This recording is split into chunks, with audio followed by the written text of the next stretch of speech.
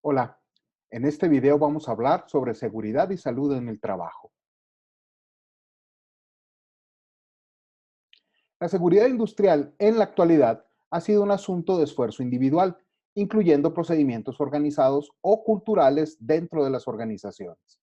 Es decir, hasta la fecha podemos decir que aun y cuando hay muchísimas organizaciones que se preocupan por la prevención de accidentes dentro de sus instalaciones con su personal, siempre terminará siendo un esfuerzo individual el que hace que saquemos las cosas adelante, el que nos ayuda a lograr que los accidentes se dejen de presentar.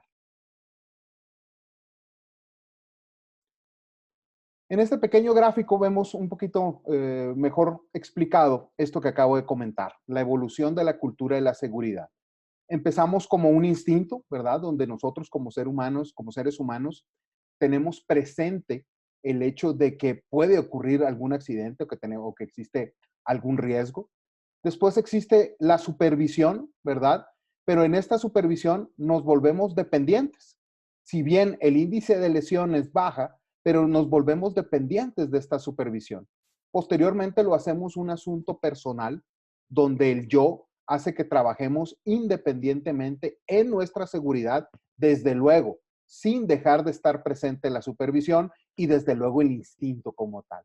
Y finalmente, cuando hacemos que la seguridad sea responsabilidad de todos y todos nos cuidamos a todos, es cuando el índice de lesiones y de accidentes realmente decrece completamente. ¿Sí? Entonces, tenemos que saber identificar en qué etapa estamos como organización. Tenemos a nuestros trabajadores simplemente trabajando por instinto, ya los estamos supervisando, ya es una cuestión de que cada uno de nuestros trabajadores hace propio el asunto de la seguridad, o estamos ya en la etapa final cuando todos nos hacemos responsables de todos, es interdependiente, no deja de ser independiente, no deja de ser supervisado y no deja de ser un instinto. Recuerden, esto va sumándose uno a otro. La ley OSHA nos dice que de acuerdo a los patrones, es decir, los jefes, ellos debían facilitar a cada uno de sus trabajadores un lugar y un trabajo seguros, que estén libres de riesgos, que puedan ocasionar daños o la muerte. Esta ley también dice que tanto patrones como trabajadores deben de respetar la ley. ¿Sí? Es bien importante. En el pasado, ¿sí? Hace 10 años decíamos, o poquito más, decíamos, si tu institución tiene o sigue un reglamento de acuerdo a la ley OSHA, estás perfecto. El día de hoy se queda fuera, ¿sí? Es decir, si regresamos a este gráfico, la ley OSHA está un poquito entre la supervisión, entre ese que la empresa da los medios, da el lugar, ¿verdad? El diseño del lugar de trabajo sin riesgos y el empleado, el trabajador, se hace responsable de su propia seguridad, ¿sí? Le hace falta esta parte, ¿sí? Final. Hablemos entonces de la regulación de la seguridad industrial en México. Y esto no es otra cosa más que brevemente eh, dar un repaso temporal de cómo se ha venido dando los reglamentos de seguridad. Primero, con la Constitución de 1857, donde hay establecimientos de preceptos para proteger a los trabajadores. En 1904, con la ley de la villada, ya se habla de la protección al trabajador, para él. En 1906, con la ley de Reyes, se establecen normas en cuanto a tiempo, modo y lugar para el desarrollo del trabajo. Después, ya con la Constitución Política de los Estados Unidos Mexicanos de 1917, hablamos de ordenamiento para garantizar las buenas condiciones de trabajo y las indemnizaciones y sanciones en los casos necesarios, es decir, ya se hablaba de remunerar en caso de accidente y también, pues inclusive de sanciones, ¿verdad?, a los patrones que no cumplieran con condiciones seguras de trabajo.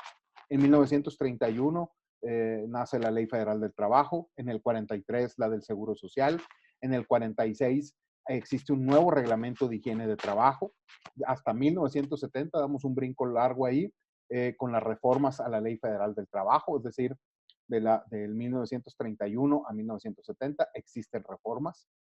Después, en el 73 también, las reformas de ley del Instituto Mexicano del Seguro Social, del IMSS. En el 78, el Reglamento General de Seguridad e Higiene en el Trabajo. En 1986, las reformas de ley del Instituto Mexicano del Seguro Social. En 1991, los instructivos del Reglamento General de Seguridad e Higiene en el Trabajo. En el 93 surgen las normas oficiales mexicanas, que hoy trabajamos mucho con ellas, aplicables a la seguridad e higiene industrial. En el 97, el Reglamento Federal de Seguridad, Higiene y Medio Ambiente de Trabajo. En el 97 empezamos a hablar ya del medio ambiente, del trabajo y el medio ambiente. En el 97 también existen reformas de ley del Instituto Mexicano del Seguro Social. Dicho de otra forma, estamos constantemente en evolución y reformando porque siempre con las nuevas formas de trabajar, los nuevos riesgos, los breakthroughs en la industria y en la forma de producir, también necesitamos actualizar nuestros reglamentos de seguridad.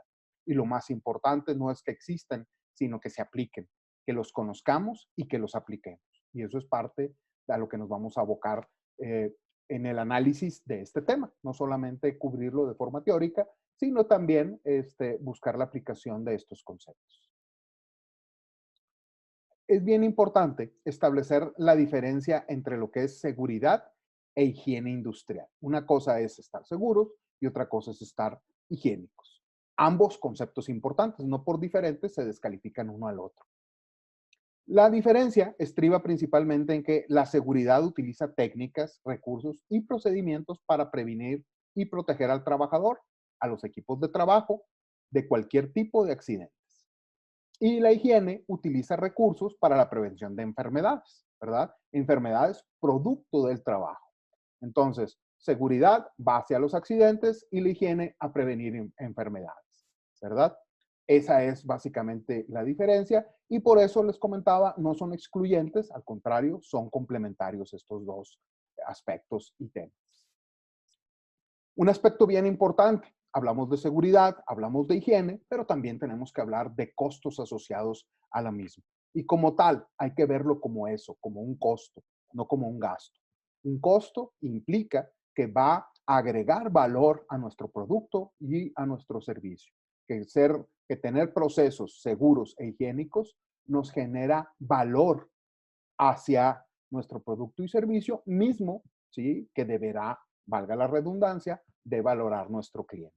Es importante considerar que ocurren más de 550,000 accidentes de trabajo actualmente en el país de forma anual, con un costo aproximado de 200,000 pesos por accidente. Entonces, pues solamente habría que hacer la multiplicación para que veamos cuál es el costo aproximado. El 65% de los siniestros a nivel nacional se ocultan por parte de los empresarios, ¿verdad? Y aquí es bien importante tomar en cuenta la Asociación Interdisciplinaria de Salud Ocupacional e Higiene de México, ¿verdad? Que debe de vigilar ese tipo de cuestiones. Es decir, cuando hablamos de que se oculta, estamos hablando de que por alguna razón, ¿verdad? No queremos satanizar a nadie, pero sí por alguna razón se oculta inclusive de común acuerdo con el empleado y aceptando por parte del empleado. Y la verdad es que no debe de ser así. Tenemos que asumir los riesgos, asumir las consecuencias de los riesgos y evitarlas. Así de simple, así de sencillo y así de difícil también. Híjole, existen tasas de incidencia de riesgos de trabajo terminados registrados por el IMSS por año y por ocurrencia. Esto simplemente que sepan ustedes que existe este tipo de información. No se trata de que la memoricemos, pero de que podamos accesar a la misma, ¿verdad? Por ejemplo, aquí hay un análisis de 2008 a 2018 de los riesgos de trabajo, de los accidentes y enfermedades, de los accidentes de trabajo, de accidentes en trayecto, enfermedades, etcétera, etcétera, etcétera. Y como siempre, jóvenes, haciendo un estudio ingenieril de este tipo de detalles, es importante que si contamos con la información, también es importante que contemos con formas de entender e inclusive predecir esta información. Es decir, que no nos quedemos en datos, que hagamos análisis estadístico, que hagamos regresiones lineales que nos presenten ecuaciones que nos ayuden a calcular datos futuros y, sobre todo, que esos datos puedan ir disminuyendo. ¿Sí? más información sobre otras situaciones, ¿verdad? Pero aquí llegamos a un tema muy importante. ¿Por qué elegimos invertir en temas de seguridad? Por ejemplo, si hablamos de que hubo 1,400 muertes por riesgos de trabajo en 2016, de acuerdo al informe en memoria estadística del IMSS, detalla que del total de estas 1,408, 986 fueron por accidentes de trabajo, 399 por accidentes rumbo al centro laboral y 23 por enfermedades debidas al empleo, ¿sí? De acuerdo al periódico Excelsior durante 2017. En el gráfico que tenemos ahí a la derecha, tenemos el gasto en subsidios por riesgos de trabajo, ¿no? Cómo evolucionó del 2006 al 2013, ¿verdad? Y el incremento en 2007 se explica por cambios administrativos que llevaron a una clasificación adecuada por rango de aseguramiento, registrándose en el ramo de riesgos de trabajo, certificados antes clasificados como enfermedad general. Es decir, también hay que tener en cuenta que esta información va cambiando y que de pronto debe de incluir algunos rubros que antes no incluye. Estos son ejemplos de cómo se ve la seguridad en el trabajo, ¿verdad? En algunas empresas. Esto es VAS aquí en Puebla. TAMSA también, algunas fotos, ¿verdad? Que están a disposición. Y vamos a ver un pequeño video donde nos habla sobre el equipo de protección personal y la importancia no solamente de la existencia, sino del uso, porque pues, nos ayuda a prevenir accidentes o a minimizar el riesgo del accidente cuando éste se presenta. Y pues bueno, vamos a entrar a este video. No tiene audio, ¿sí? Entonces, no, sí lo tiene. Entonces,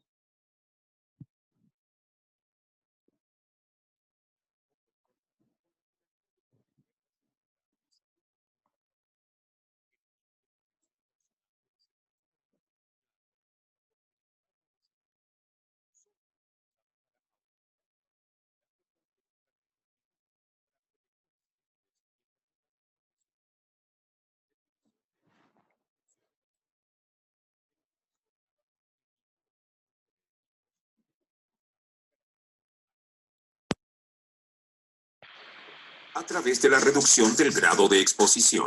Recuerde, los equipos de protección personal. Voy a repetir el video. Lo voy a poner desde el inicio. Aquí bien. Equipo de protección personal. En todas las empresas existen peligros y riesgos, los cuales se deben minimizar, eliminar o controlar con la finalidad de proteger la seguridad y salud de los trabajadores. El equipo de protección personal debe ser considerado como una alternativa complementaria de seguridad, solo utilizada para aumentar la efectividad de cualquier estrategia primaria para prevenir accidentes y enfermedades profesionales. Definición de equipo de protección personal. Denominación dada a un equipo o conjunto de equipos destinados a dar garantía a la integridad física del trabajador a través de la reducción del grado de exposición. Recuerde, los equipos de protección personal no reducen el riesgo o el peligro, solamente protegen al individuo del ambiente y del grado de exposición. ¿Cuándo se utiliza el equipo de protección personal? El equipo de protección personal es la última barrera de protección entre la persona y el riesgo. Se utilizan cuando es imposible controlar el riesgo en su origen, cuando es imposible instalar una protección colectiva eficaz. Existe un riesgo residual a pesar de la protección colectiva. En situaciones de riesgo esporádicas, rescate o emergencia. Normas de uso. Debe ser de uso personal, en beneficio de las medidas sanitarias y de salud del usuario. La elección del equipo debe ser adecuado, conforme al riesgo, tiempo de exposición y límites permisibles, debiendo considerar que se encuentren certificados. Debe tener la propiedad de adaptabilidad para el usuario y debe mantenerse en perfecto estado de limpieza y funcionalidad. Ventajas del equipo de protección personal. Proporciona una barrera entre los riesgos y el trabajador. Disminuye la gravedad de las lesiones sufridas por el trabajador. Mejora el resguardo de la integridad física del trabajador. La mayoría de los equipos de protección personal son de fácil selección. Son fáciles de implementar y existe una gran variedad de ofertas en el mercado. Clasificación de los equipos de protección personal. Protección de cabeza, protección de ojos, cara, protección de dedos, manos y brazos, protección de pies y piernas, protección de la piel, protectores respiratorios y, por último, protección total del cuerpo.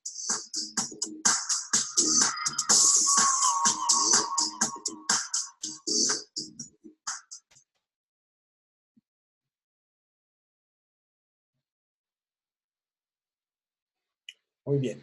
Importante tomar en cuenta que estos equipos de protección personal, como lo decían en el video, se utilizan porque no pudimos eliminar el riesgo en su fuente. Siempre, a medida de lo posible, tendremos que buscar esta eliminación que nos permita, desde luego, el no tener que utilizar el equipo de protección personal.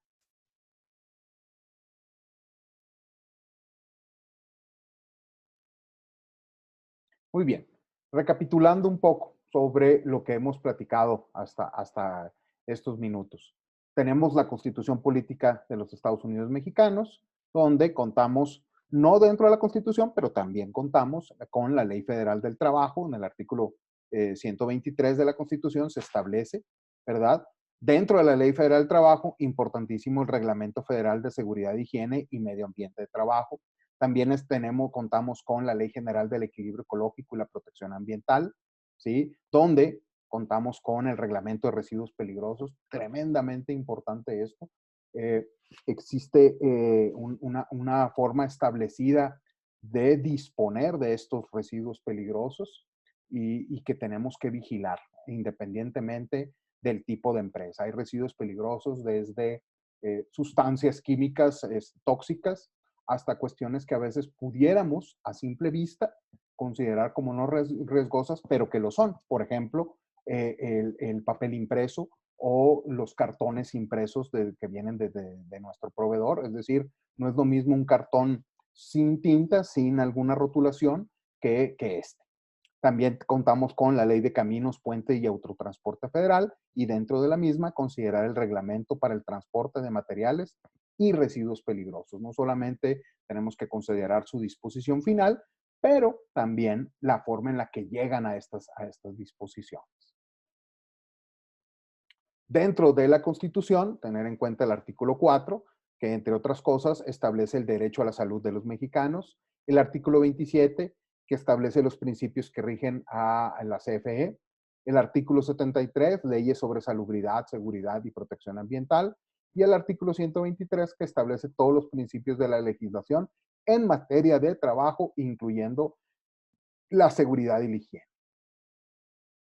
Dentro de la Ley Federal del Trabajo, de los artículos 47 al 51, ¿verdad? De qué sucede de negarse a cumplir las normas de seguridad, ¿sí? Ya que estas son motivo o causa de rescisión de contrato. Los artículos 134 y 135, donde se establece la obligación del trabajador de observar las normas de trabajo, es decir, es una carretera de dos sentidos. No solamente es brindarle al trabajador las condiciones óptimas para su trabajo, sino también que éste las respete. Los artículos 472 al 476, la definición específica de los riesgos de trabajo.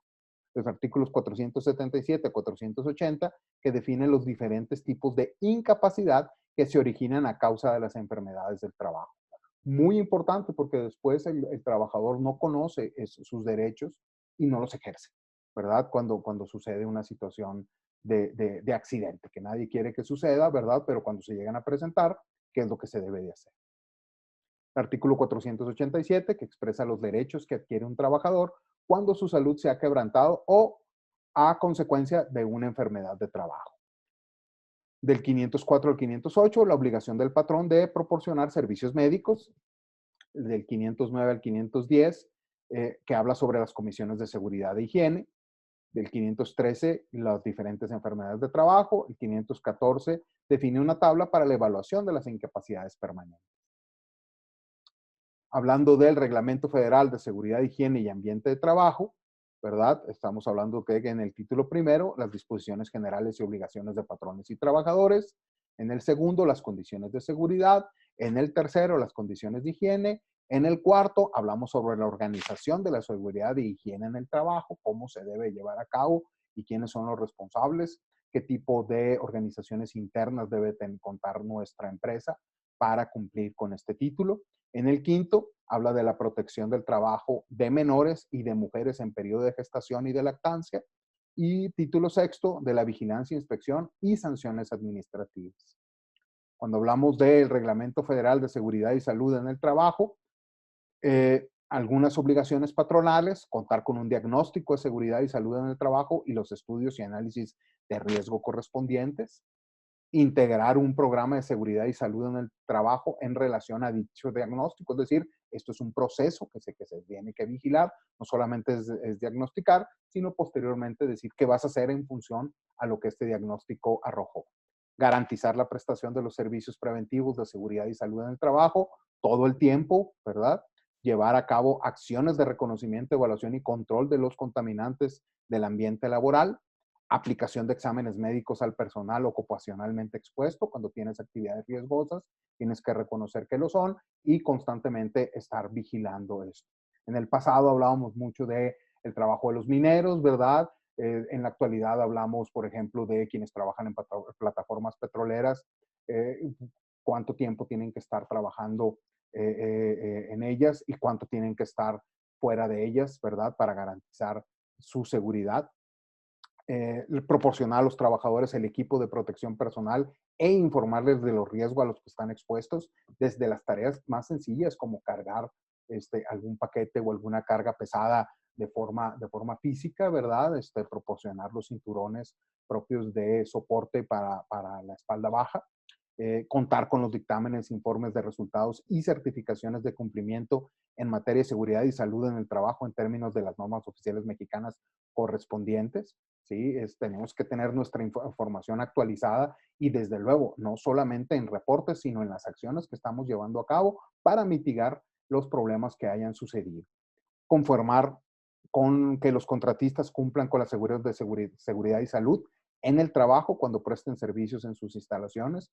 No solamente es cuidar a nuestros empleados, sino también a las personas que nos prestan servicio, ¿verdad? Vigilar que ellos cumplan también con nuestros reglamentos, desde quienes van a trabajar con nuestro personal, con nuestra maquinaria, hasta quienes van a prestarnos un servicio, como pueden ser inclusive consultores que visitan nuestra empresa o grupos de alumnos, ¿no? Cuando hacemos visitas a empresas, se nos pide que todos ustedes cuenten con un seguro de gastos médicos, ¿verdad? Que cubra los posibles accidentes que pudieran ocurrir.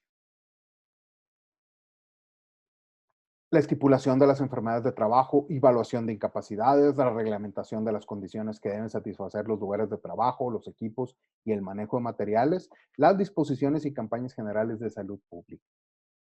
Cuando hablamos de la ley del Seguro Social, es importante mencionar el artículo 51 del aviso inmediato después de ser descubierta la enfermedad de trabajo, ¿qué se tiene que hacer? Señala del artículo 56 y el 57, señala las prestaciones en especie a que tiene derecho el trabajador que ha sufrido una enfermedad de trabajo, hospitalización, prótesis, rehabilitación, etcétera. De los artículos 58 al 67 se regula los capitales constitutivos que integran el importe de las prestaciones que otorga el Instituto Mexicano del Seguro Social y que deben de ser cubiertos por la empresa. ¿Ok? Y bien. Cuando hablamos de seguridad y salud en el trabajo, lo más importante es cuidar la vida y la salud de los trabajadores. ¿Sí? Se dice rápido, se dice fácil, pero en realidad es tremendamente importante, ¿verdad? Es algo que no tenemos que olvidar jamás.